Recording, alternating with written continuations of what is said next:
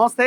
తెలంగాణ క్రాంతి దళ్ ఆధ్వర్యంలో నిర్వహిస్తున్న ఈ కార్యక్రమానికి జర్నలిస్టులుగా మమ్మల్ని అందరిని ఆహ్వానించడం నేను స్వాగతిస్తున్నాం. ఈ సందర్భంగా మేము కూడా మాట్లాడాల్సిన అవకాశాన్ని మాకు కల్పించారు. Thank you. నేను కూడా జంతర్ మంతర్ దగ్గర జరిగిన ఆ ధర్నాలో విద్యార్థులు చేసిన ఆ పోరాటంలో లాస్ట్ వన్ డే నేను కూడా అక్కడ ఉండడం జరిగింది. అక్కడ నాకు అనిపించింది ఇంత అద్భుతమైన పోరాటం ఇక్కడ జరుగుతున్నది.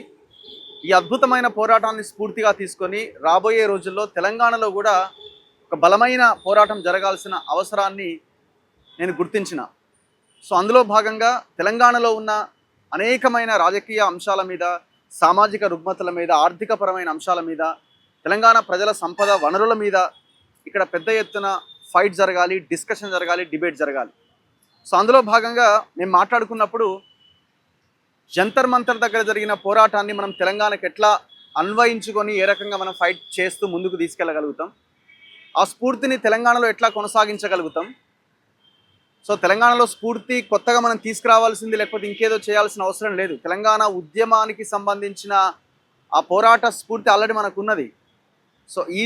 ఈ తెలంగాణ పోరాట స్ఫూర్తి చాలు మనం ఇంకా అడుగు ముందుకేయడానికి. కాకపోతే మనకి ఇప్పుడు అదొక ఎగ్జాంపుల్ కింద కనబడుతున్నది. అంటే ఇంకా మనం తెలంగాణ వచ్చింది అయిపోయింది అని కాకుండా ఇంకా పోరాటం చేయాల్సిన అవసరం ఉంది అని మనం ఇంకా గుర్తించాలి. ఇప్పుడు తెలంగాణలో మనం ప్రధానంగా ఫోకస్ చేయాల్సింది రాబోయే రోజుల్లో తెలంగాణ క్రాంతి దళ్ కానీ ఇంకా సంఘాలకి మాలాంటి వాళ్ళం చెప్తున్నది ఏంటంటే ఎడ్యుకేషన్ పాలసీ మీద మనం కొట్లాడాలి. స్టార్ట్ చేయాలి ban Sri Chaitanya Narayana, hashtag ban Narayana Sri Chaitanya. ఈ క్యాంపెయిన్ మనం బలంగా ముందుకు తీసుకెళ్ళాలి. ప్రైవేట్ ఇన్స్టిట్యూషన్స్ చేతిలో కాదు తెలంగాణ విద్యా వ్యవస్థ ఉండాల్సింది. ప్రభుత్వ రంగంగా విద్యా వ్యవస్థ ఉండాలి. ఉన్నట్టుగానే కనబడుతుంది టెక్నికల్గా చట్టం ప్రకారంగా, కానీ టోటల్గా కార్పొరేట్ మాఫియా చేతుల్లో ఉన్నది. ఆ తెలంగాణలో ఇంకా విపరీతంగా ఉన్నది. Hyderabad education hub, medical hub అంటే నిజంగానే హబ్బు. దేనికి హబ్బు అంటే ప్రైవేట్ మాఫియాకి, ఈ కార్పొరేట్ల హబ్గా మారిపోయింది. కాబట్టి దీన్ని ప్రభుత్వ రంగంలోకి తీసుకురావాల్సిన అవసరం ఉంది. దానికోసం పెద్ద ఫైట్ జరగాల. ఈ ఫైట్ జరగాలంటే ఎక్కడి నుంచి స్టార్ట్ అవ్వాలి? లీడర్ల నుంచి స్టార్ట్ అవ్వాలంటే అది కుదరని పని. ప్రజల దగ్గర నుంచే స్టార్ట్ కావాలి. అందుకే జంతర్ మంతర్ దగ్గర జరిగిన లాంటి పోరాటం ఇక్కడ కూడా జరగాలి.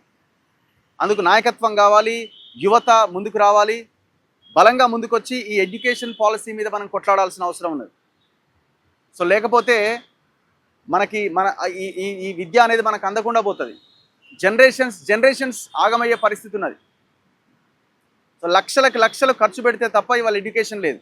రాష్ట్ర ప్రభుత్వం చాలా గొప్పలు చెప్తున్నది, కానీ మీరు కేటాయిస్తున్న బడ్జెట్ ఎంత అంటే 8%కి మించట్లేదు.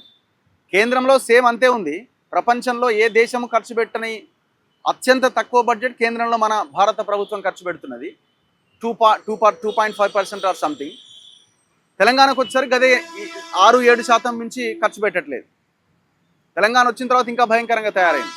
మళ్ళీ పేరుకి ఇంటిగ్రేటెడ్ స్కూల్ అంటారు, టీపీఎస్లు అంటారు, ఇంకోటి అంటారు. ఎట్లా కడతారు? ఎక్కడి నుంచి వస్తాయి డబ్బులు? మీరు బడ్జెట్ కేటాయిస్తే కదా.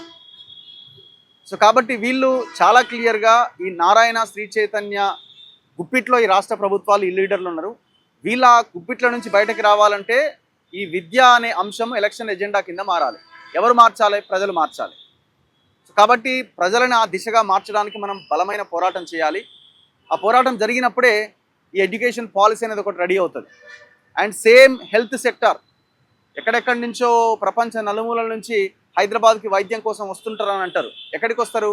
అపోలోకో, యశోదకో, లేకపోతే ఇంకా ఏఏజీ హాస్పిటల్కి ట్రీట్మెంట్ కోసం వస్తుంటారు.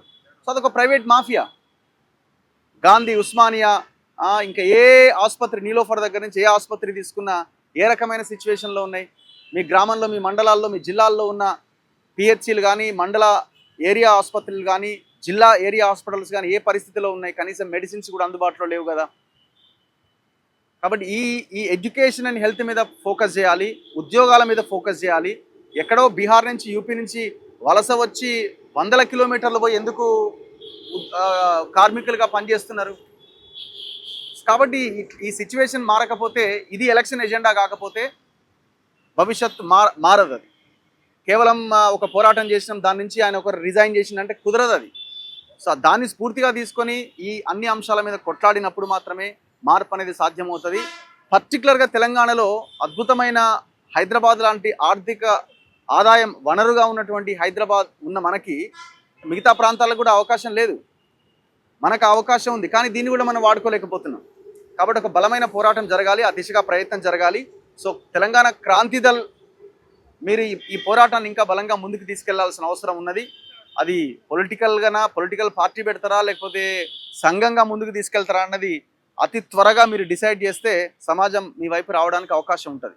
ఈ అవకాశం ఇచ్చినందుకు ధన్యవాదాలు. Thank you. సాధించిన విజయానికి మద్దతుగా తెలంగాణ క్రాంతి దళ ఆధ్వర్యంలో ఈరోజు గన్ పార్క్ కాడ విద్యార్థుల విజయానికి సంపూర్ణ మద్దతుగా ఈరోజు యువత తలుచుకుంటే ఏదైనా సాధించవచ్చు అని చెప్పి నిరూపించిన రోజు.